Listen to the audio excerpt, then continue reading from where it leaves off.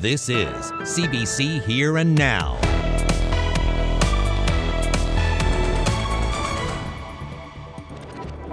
It's a big night for the film industry here in Newfoundland and Labrador.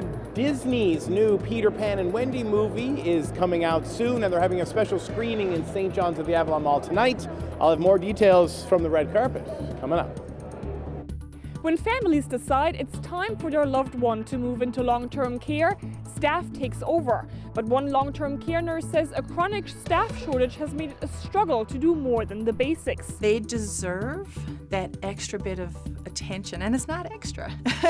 Holding someone's hand is not extra. That's just ahead as part of our ongoing series concerning care. Don't like it. My God, give me the sun, give me the heat, give me a beach. Anything but this weather is ridiculous. RDF getting you down. Another day of rain, drizzle, and fog on the Avalon. Good evening and welcome to Here and Now. Our ongoing series concerning care has been bringing you stories of families over the past few months, families who have been struggling to access home, respite, and long-term care. Now we're focusing on the other side of that struggle, exhausted long-term care staff. Here and Now's Henrika Wilhelm spoke with a long-term care worker about the staffing crunch and its direct impact on those on the front lines. For many families, these hallways mean care responsibilities lifted off their shoulders. For workers, it's where they start. Every time we get a resident come in, I tell the families, we're all part of a team here together, and I will treat them as good as I can, as I would ever treat my dad, and I can't treat him any better than that, It started early for Hilly Dove, who says her upbringing put her on a path of caring for others. Now she is a seasoned healthcare worker, almost 31 years as an RN, 11 as a nurse practitioner, 8 in long-term care.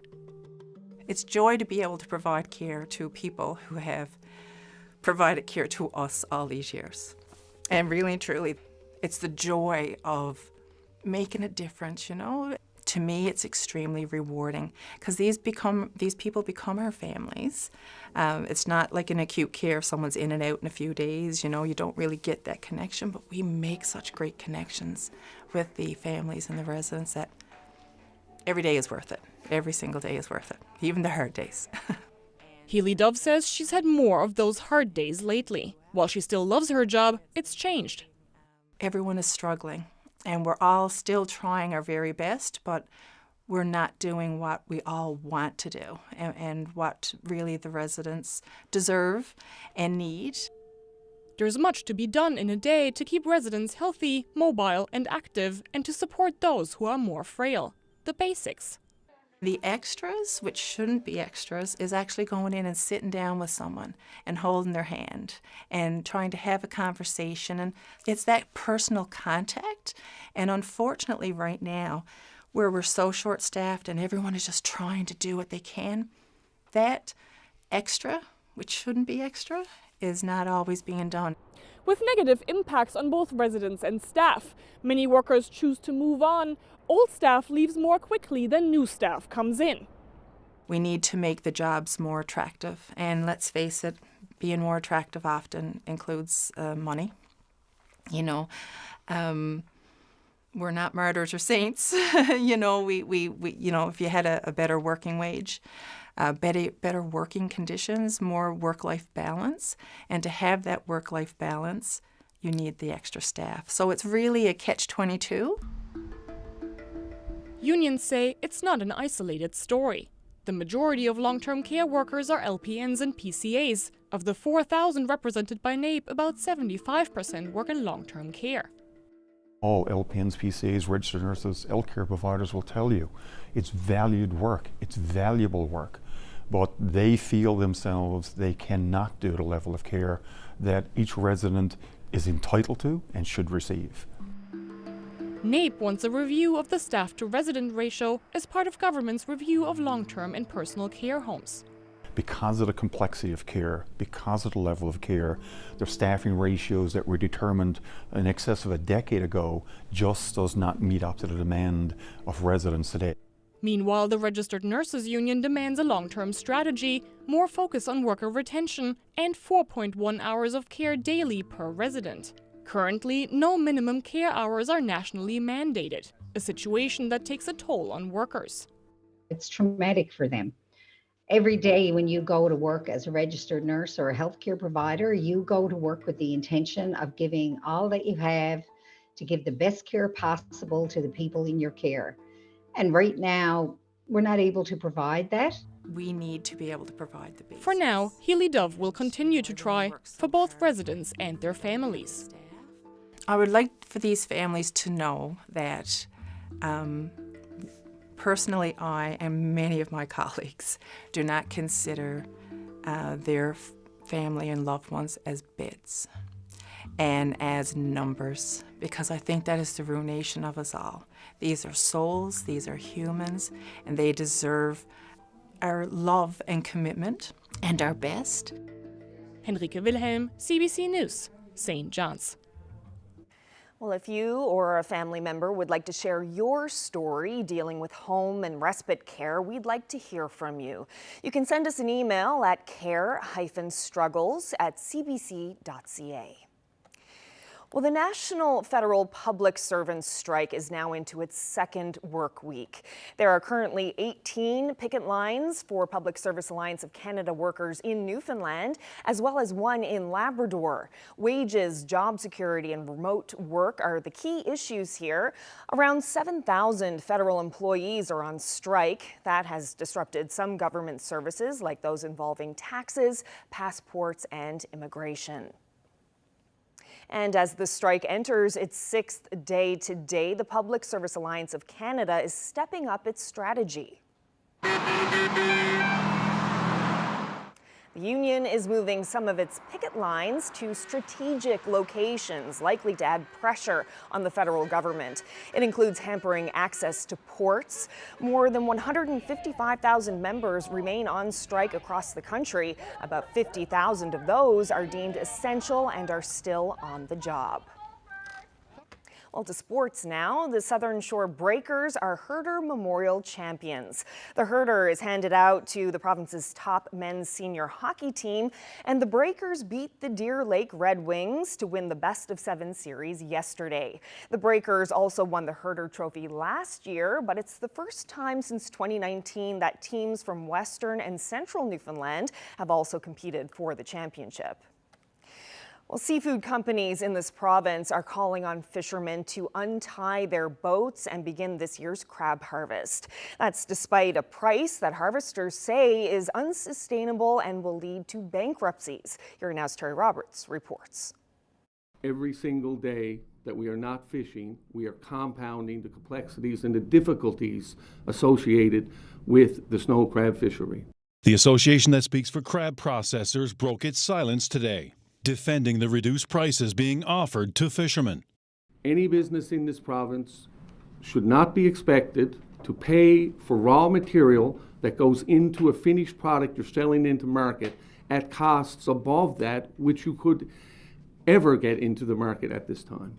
Jeff Loader says processors remain committed to the collective bargaining process, the same process that set this year's minimum price at $2.20 per pound, more than $5 less than last year's record wharf prices. We will not be negotiating a minimum price outside the legal framework. Snow crab is this province's most valuable fishery, a billion-dollar industry. But the market has cratered. Vast amounts from last year still in storage. The demand for this luxury seafood dropping considerably following a bonanza fueled by the pandemic. Last year, crab was fetching up to $18 US in the marketplace. Now it's below $5, with no signs of a rebound. And further compounding the problem, quotas keep increasing. Snow crab is not selling. There's a glut in inventory. The harvest was supposed to start 2 weeks ago, but thousands of boats like these remain ashore, hoping for an uptick in the market. And as many as 5,000 processing jobs are also in limbo as plants sit idle. Harvesters elsewhere in Atlantic Canada and Quebec are fishing for just a few cents more than the price offered here. That product is now entering the market ahead of NL crab. Meanwhile, Loader says all sides face serious financial challenges. And talk of delaying the fishery until the fall is a non-starter. Poor quality, he says. A chaotic, late-season free-for-all. And the buying season will be over. Delaying the fishery based on where you think the market may go or any other reason is a mistake. While processors are refusing to budge on prices, they are eager to bring some structure to the harvest, such as trip limits. We need to know how much raw material is coming in, and we need to be able to have some control. The issue here, of course, is 220 is non-fishable for our harvesters. The Fisheries Union says the price-setting procedures are broken and that harvesters are being expected to bear all the hardship. So we're going to ask the province for a crab marketing board to start doing this thing right. But there was a little softening of the rhetoric today. What we intend to do is look at the market and see what Barry spits out tomorrow and what it spits out on Thursday night, and then we'll have a look at it. But just how long can this delay continue? We don't have any more time. The time for the fishery to start is now. No sign yet, however, that fishermen are ready to slip their lines and go to sea. Terry Roberts, CBC News, St. John's. Well, thick fog and strong winds delayed or canceled many flights at St. John's Airport over the weekend. It means the Growlers won't be facing off in the ECHL semifinals tomorrow night. Those games are being bumped a couple of days to allow for those delays. The airport authority says the crosswinds were the main cause of the cancellations over the weekend. The airport also has an advanced system that helps planes land when visibility is low, but the planes must be compatible with that system to use it. And those crosswinds can still keep aircraft from landing even if the plane is compatible with the landing system. The airport authority says it's best for passengers to check their flight status with their airline. And it's not just technology keeping planes from touching down at YYT. I'll speak with the CEO of the St. John's Airport Authority to talk more about this windy weather and how it affected flights on the weekend. That's coming up in about 20 minutes. Well, staying with the weather, there's been constant rain, drizzle, and fog on the Northeast Avalon for days now. We hit the wet, foggy streets of St. John's to see if these gray days are getting people down. Rain, drizzle, and fog. Rain, drizzle, fog. Rain, drizzle, fog. A lot of fog, a lot of rain, a little bit of snow. Yeah. So you don't mind it? No, that's part of the game. I'm waiting for sun, yeah. Waiting for summer. Am I going to be on TV or something? Yeah. Wet, foggy, a bit sad. This winter is too cold. I'd prefer sunshine. Hot, sunny, lying on a beach with a nice cool drink. Whatever nature gives us, I don't want false sunshine or anything weird like that. So, you know, I'll roll with the punches of what Mother Nature wants to dish out. It seems to me you just come and take your chances and hang out and the weather will change. Are you enjoying the weather? No. Sorry, not at all. It's lovely. My God, give me the sun, give me the heat, give me a beach. It just makes everything feel a bit harder. So I still feel happy, but, you know, and I still love it here, but it just makes everyday activities a bit harder, wearing nice things, you know, are more limited. So yeah, but, you know, still a nice place. Newfoundland got to keep up the good spirit, right? The good Newfie spirit is what we've got to keep up. That's what's going to get us through this, our good Newfie spirit. If you can live here, you can live anywhere.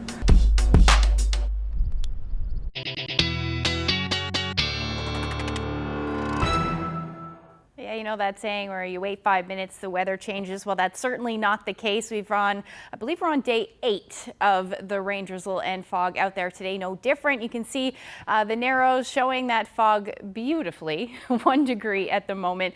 Those winds out of the northeast, about 30 kilometers per hour. That is the exact reason why we are seeing that fog. Actually, an area of low pressure just to the east is keeping us in this northerly flow, thanks to another area of high pressure.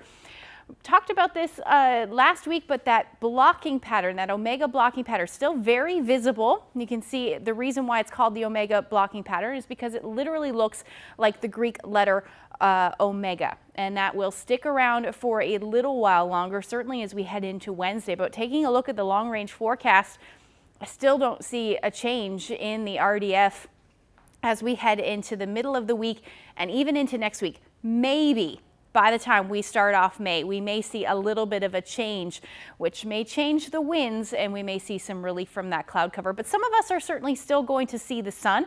That will happen as we head through tomorrow. I'll tell you who is going to see that sun when I come back. Thanks, Ashley.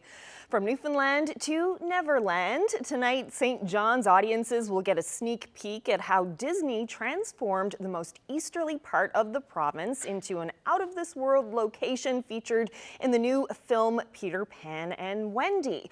It's Disney's newest take on the children's classic. Here Now's Jeremy Eaton is standing by at the red carpet event in St. John's. And Jeremy, I understand weather has hindered some of Disney's plans as well. Yeah, so Carolyn, this was an event that was organized, sort of Disney was trying to put together red carpet, give a little thank you to the community for allowing them to film here. But due to the fog, the communications people that we're dealing with were not able to get in. Now, one of the producers, Jim Whitaker, we've heard has landed, so he's expected to make his way here soon. But in the meantime, there is somebody we're going to chat to about what this means for film and television industry. And I just forgot your name. I was about to call you Jim Whitaker. No, anyway, I'm not Jim Whitaker. So this is Mark Sexton. He is the chair of the Newfoundland and Labrador Film Development Corporation. Mark, thanks for joining us. Thank you, Jeremy. What does it mean for Newfoundland and Labrador to be involved in a production made by a giant like Disney? This is an important project for the corporation. We've been doing this quite a long time, as you may know. The first time Disney has come calling, and so it's a monumental event for the province to have such an important player in the industry come and notice our locations and actually come and film a project here. So how does Disney, which is probably based out of Burbank, California, how does Disney find out about our little island here on the Northeast Avalon? We do a lot of work at film shows all over the place in U.S. and overseas. So we're constantly out there pushing our locations using the typical location photos and that sort of thing. And Disney could go anywhere in the world for this project, but they saw some photos of Newfoundland, made a call, and our staff engaged. And then next thing we knew, they were sending people up, and we knew it was real when they started sending people like Jim Whitaker came himself scouting. They went all over the island and spent about 10 days scouting, and chose the Bonavista, the upper side of Bonavista there. Spiller's Cove was one of the key locations. So I've seen the trailer, and a lot of people have seen the trailer, and they get really excited when they see something that they know, like parts of the Bonavista Peninsula. Correct. But what does it mean? What did it mean for you? I guess people who have worked hard behind the scenes to get this, to finally see it come to fruition and be on the big screen here tonight. It's the start of something in terms of service production. So we have a new tax credit since 2022, which is geared for outside production. So what we would refer to as guest production, exactly like this. A company from outside of Newfoundland coming here with their project, hiring tons and tons of local crew, bringing some of their own people, but hiring many local crew, which is where it comes the economic impact for the province. So that's really the important driver, is this is a big economic impact for Newfoundland and Labrador in terms of the job creation and all those things.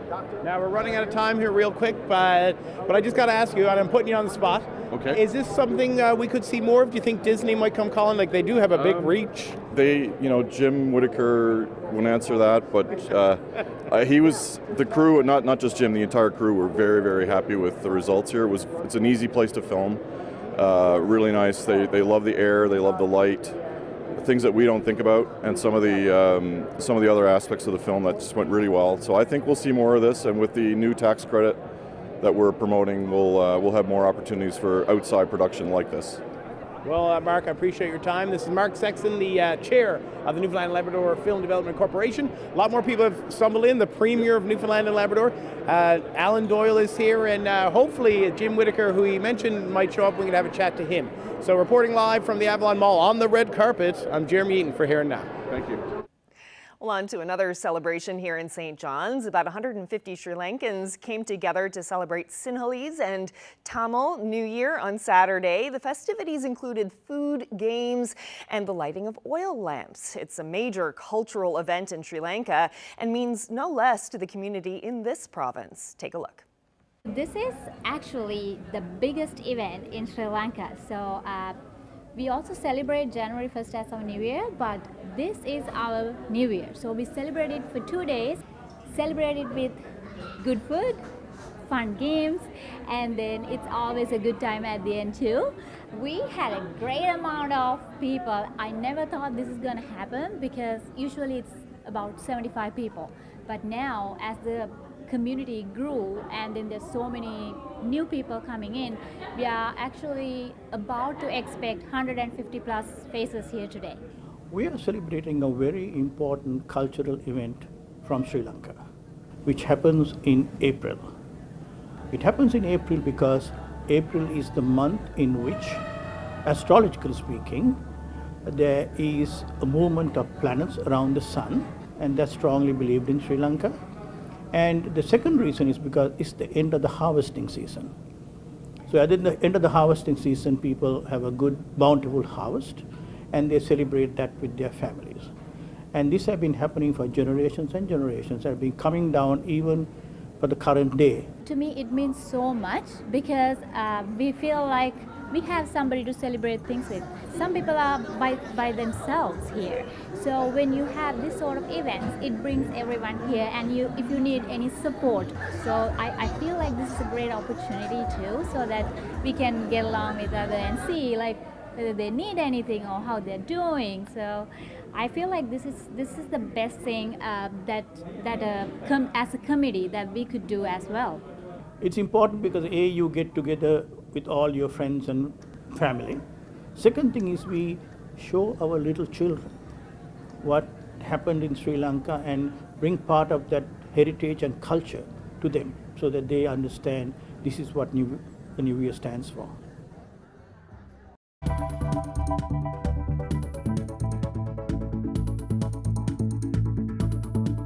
This is the biggest iceberg I've ever been close to.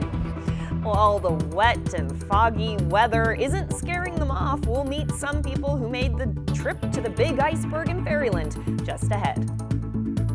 Looking like a lot of rain drizzle and fog for the Avalon today. It's going to be free today, dropping to 1 degree overnight. We're the Shape of the Girl Guides, and this weather is coming up.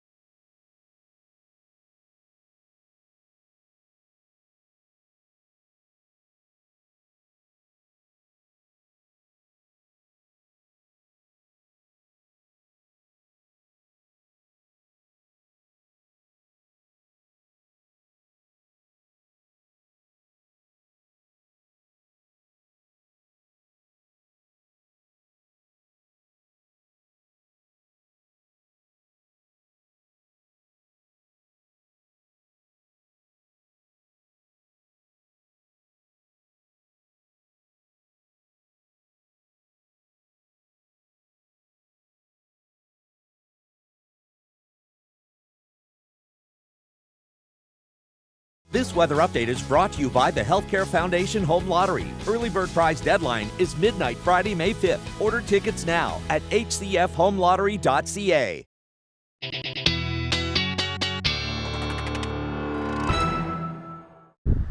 We live in New Brunswick, actually, but Okay. I come from Germany. My husband is from Newfoundland, and we're visiting family here. We went to Cape Spear, Okay. and we saw the one off of the harbor there. Okay. But this is the biggest iceberg I've ever been close to. Awesome, absolutely awesome. You can't explain how awesome this is. How old they are, how big they are, just everything. They're just majestic. Yeah. They're beautiful.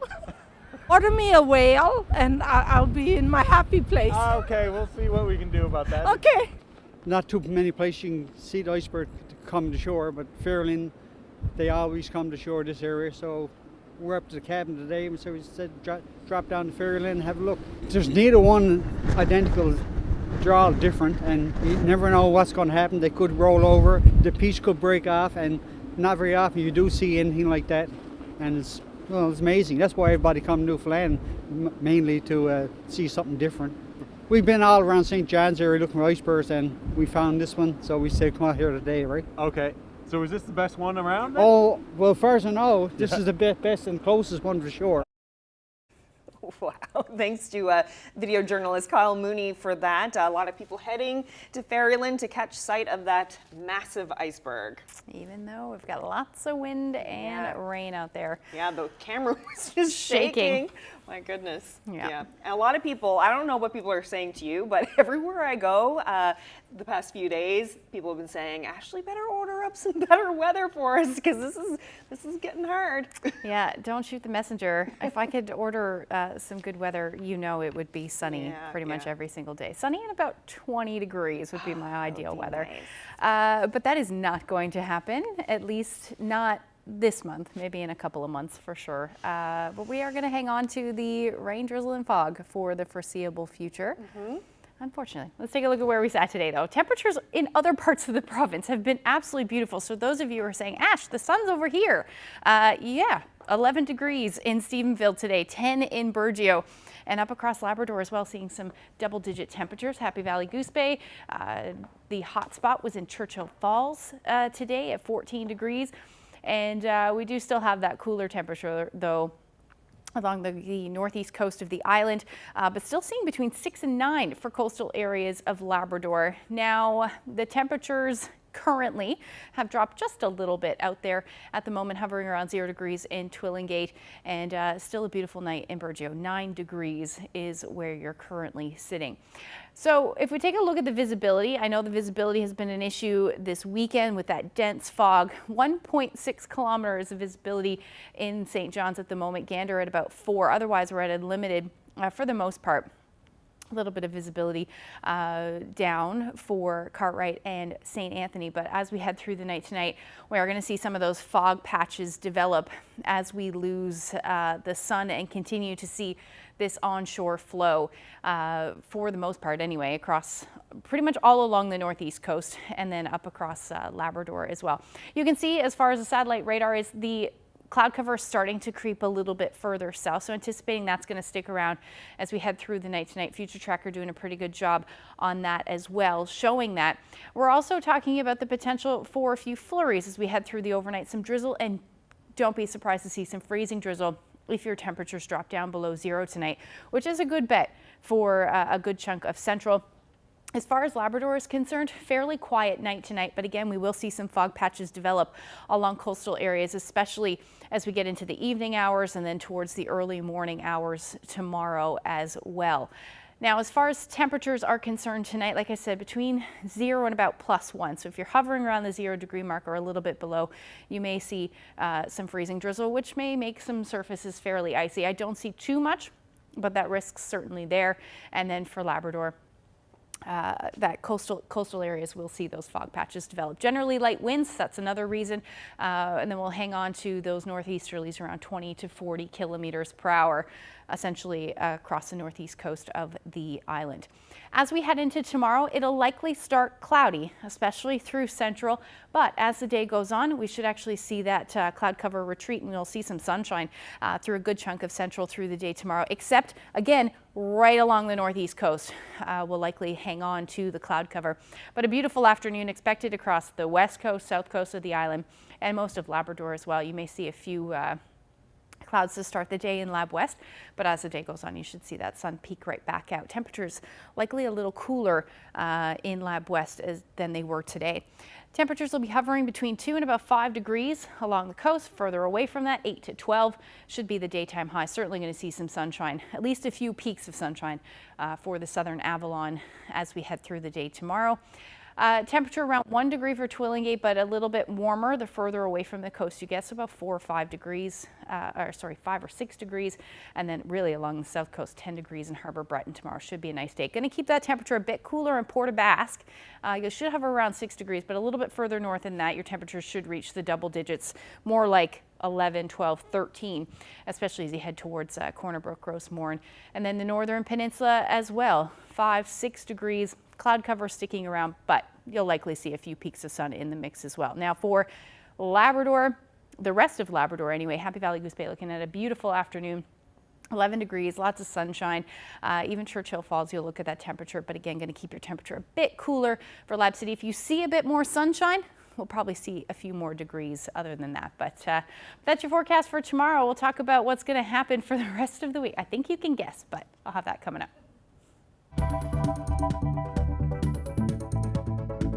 All this gray, foggy weather we've been having lately caused many flights to be canceled at St. John's Airport over the weekend, but not all flights. Coming up, we'll find out why some planes can land in the fog and others can't.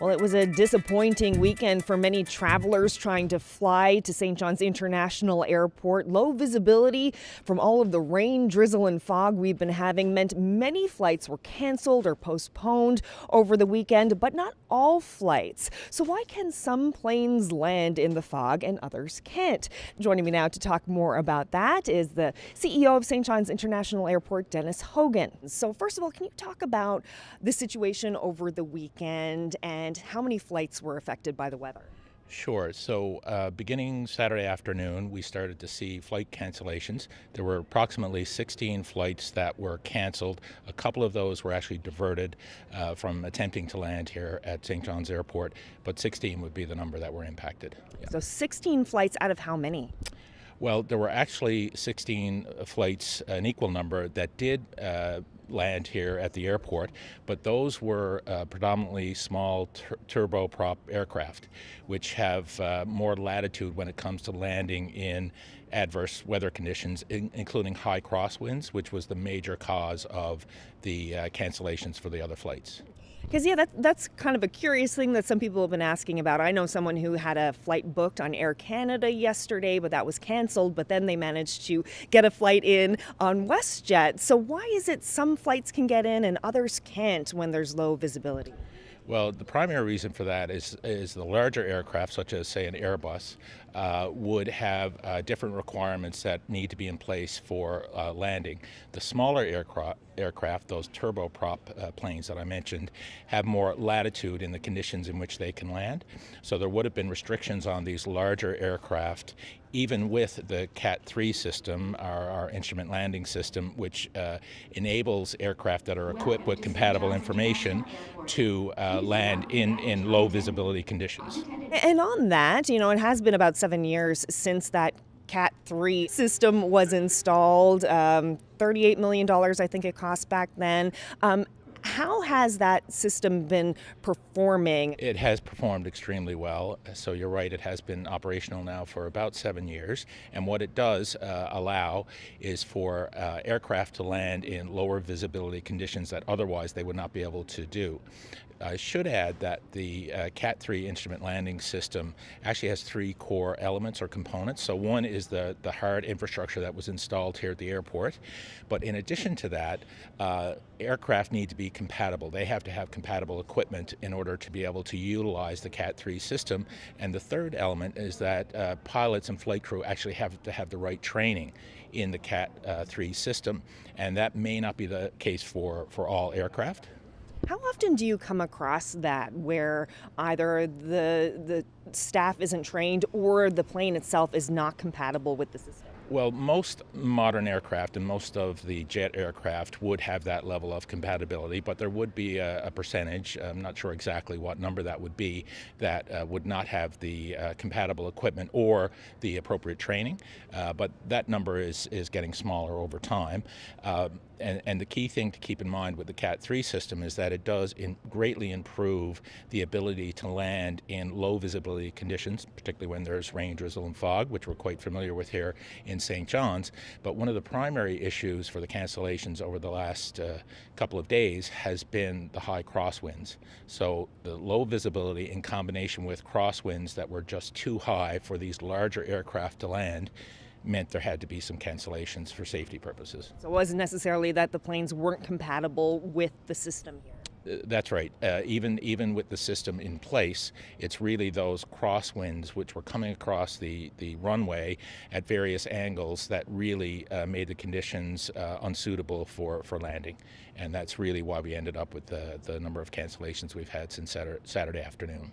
And the forecast still isn't looking great. If you look at it, there's still a lot of wind, a lot of fog, gray skies.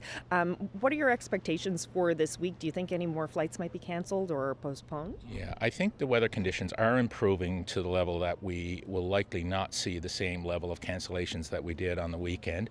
And in fact, there are several aircraft that are inbound now from both Toronto and Montreal. I think there are a total of 6 in total that are going to land and do a relatively quick turnaround to help deal with some of the passengers who had their flights canceled. So the airport's going to be very busy this evening and into tomorrow, and that hopefully will help deal with the backlog.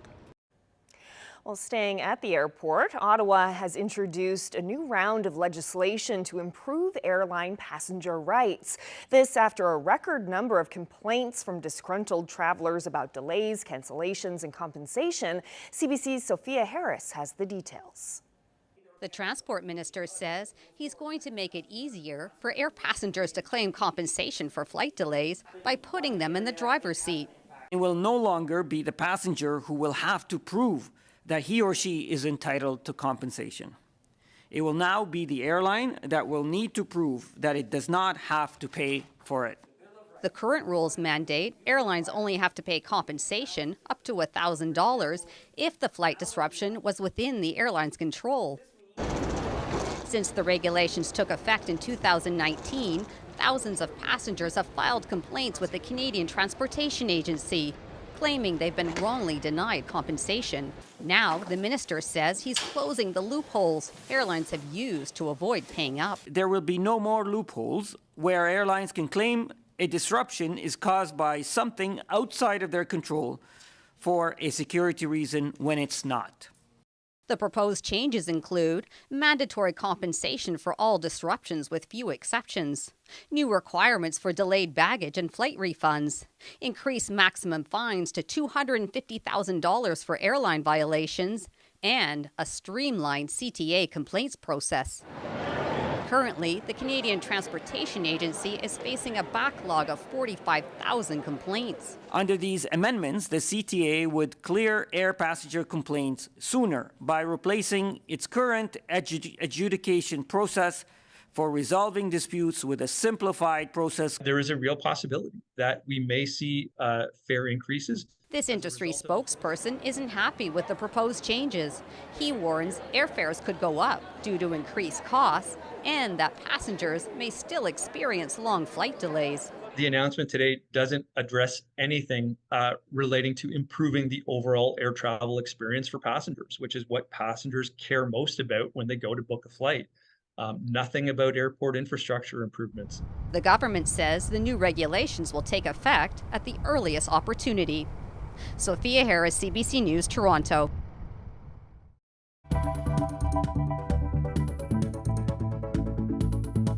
Well, everything's sort of chilled out here as people have made their way into the cinema to see Disney's Peter Pan and Wendy, but we'll have more from the Avalon Mall coming up after the break.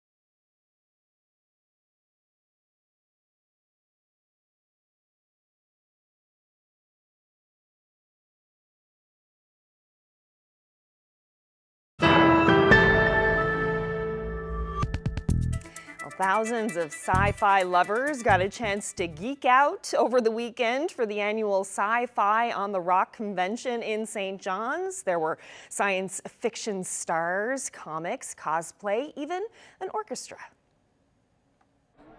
The room yesterday, we had places that was just solid shoulder-to-shoulder traffic of people just high-fiving each other and walking through and checking out vendors, and we're back to pre-COVID numbers. It just feels so good. The vibe is just happy.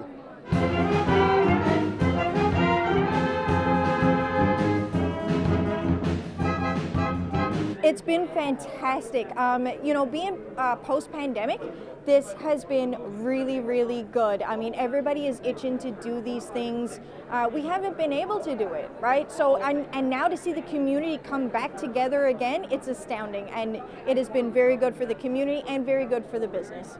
And I hope to continue on.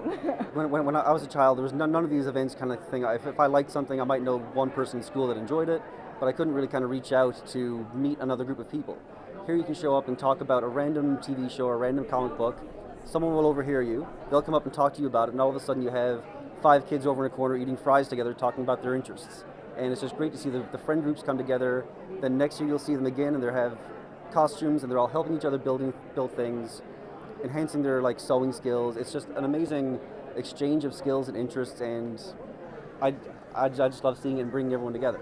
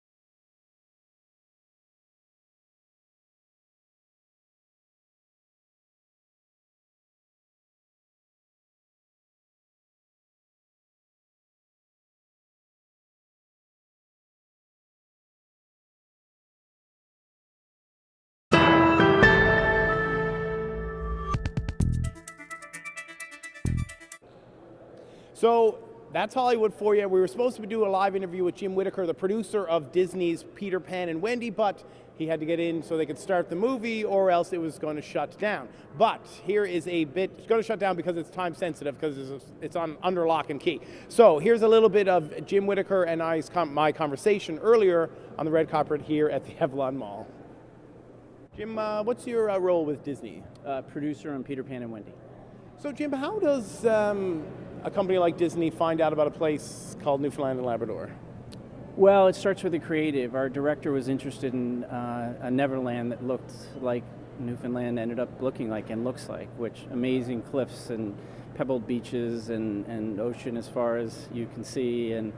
And so from the creative point of view, we decided this would be the place for us, and Disney was supportive. How many locations did you use for this film, Jim?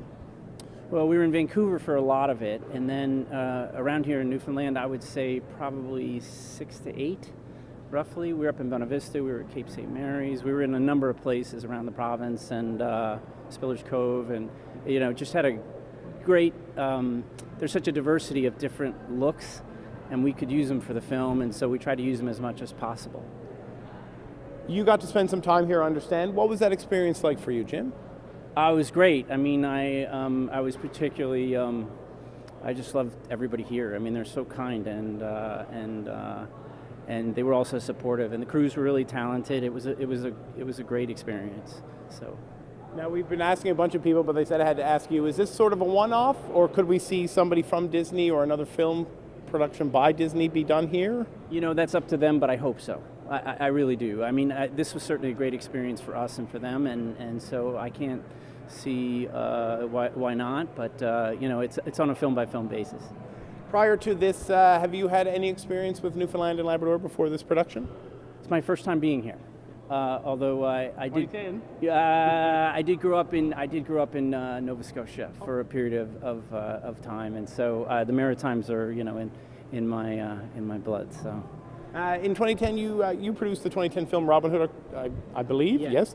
Did you cross paths with Alan Doyle then? Because I know you had a quick chat here tonight. Yes. I had the good fortune of getting to know him a little bit through Russell Crowe, and he's a wonderful guy. I worked part of the movie, not the entire movie, but we got to know each other in the early pre-production phases and casting, and terrific, and afterwards, a terrific guy. Why was it so important? I know that you had to battle the fog to get here, but why was it so important to be here tonight, Jim? I'm very grateful to Premier Fury and everybody for really, having us here and for being so supportive. And I have a little bit of the Maritimes in my blood. I really wanted to be here, but it's also important. I love Canada, and I just wanted to see this movie with this audience, and I wanted to, be here for that. I'm super grateful, to the province, and I'm super grateful to everyone who worked on the film, and I just thought it'd be great to come here and be able to celebrate it with them. Appreciate your time. I know you're busy. Thanks so much. Have a great one. Take care. So the movie is playing now, but it's under a special code, so it'll shut down at a certain time. Now, if people want to check it out, you can at home on Disney+. It comes out on April 28th. Reporting live for Here and Now, I'm Jeremy Eaton in St. John's.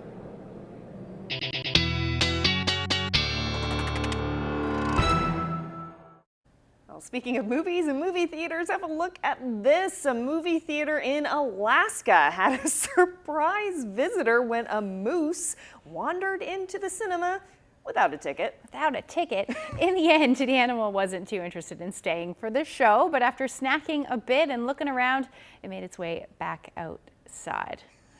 Doubt that there were any moose at the Peter Pan and Wendy thing tonight. No. It'd be kind of hard to get in the get on the escalator or on the elevator to get up to the Avalon Mall Theater. Okay, so let's look at the long-range forecast, which isn't great, but it's spring in Newfoundland. Spring in Newfoundland. This happens pretty much every single year. Yes, there is some sun in the forecast, though, for some of us. Let's jump right into the forecast as we head into the Wednesday, pretty much. We're looking at Tuesday evening into Wednesday. So that onshore flow will continue. Now, I don't see the dense fog like we've been seeing through the weekend, and just the chance of some drizzle. Most of Wednesday should actually be fairly dry. And we're looking at that cloud cover hardly any of it, I should say, for the west coast and parts of the south coast as we head into the evening hours on Wednesday. But overall, temperatures again in that onshore flow are going to stay cool. 2, 3, 4 degrees should be the daytime highs. Otherwise, between 5 and about 9 will be the story for the rest of the island as well as Labrador. And you'll see a few showers potentially moving in as we head into Lab City through the day on Wednesday. Now, as far as Thursday is concerned, pretty much a carbon copy forecast. We're looking at temperatures not moving much, 2 to 5 degrees along the coast, all the way up towards Labrador. Warmest temperatures will be in Happy Valley, Goose Bay at 10 degrees. And then we're looking at that shower activity, like I said, for Lab West as we head into Thursday. So that will be the morning hours and then again potentially into the evening. And that's really the story as far as these showers and drizzle is concerned. Most of the afternoon should be fairly dry, but you're looking at that potential. We may even see a few flurries, but it will be in the evening hours for St. John's. Away from that though, you're looking at lots of sunshine, 6 to 9 degrees as your afternoon highs on Thursday. Long range forecast. I'm pretty much just going to keep this up over the next couple of days, but you're looking at 2, 3 degrees as the daytime highs, and then the winds will pick up as we head into the end of the week. And then for central Newfoundland, a little bit of sunshine possible as we head into Thursday. The weekend at this point looking a bit gray, and western Newfoundland will see some flurries and or showers move in for you as well for Friday and Saturday, but your daytime highs right across the board hovering around 6 degrees. Now for eastern Labrador, nice stretch as we get into Thursday, Friday starts to get a bit more unsettled. Daytime highs between 7 and 9 degrees. And then that chance of showers will stick around for Lab West as well. Similar temperatures, 6 to 9, but your overnight lows will dip a little cooler than that. Now, while we were all enjoying the cloudy skies, there was a good chunk of the province that saw the northern lights this weekend. A beautiful display of those here in Makkovik. Gary grabbed this great shot, and there are lots of other photos across Labrador. Thank you so much for sharing that, Gary. And if you have any weather photos to share with me, send them to Facebook or email them to nlphotos@cbc.ca. That's the best place. Oh, I just love those Northern Lights shots. Thank you so much for that. That's it for us on this Monday evening. Thanks for joining us. Good night.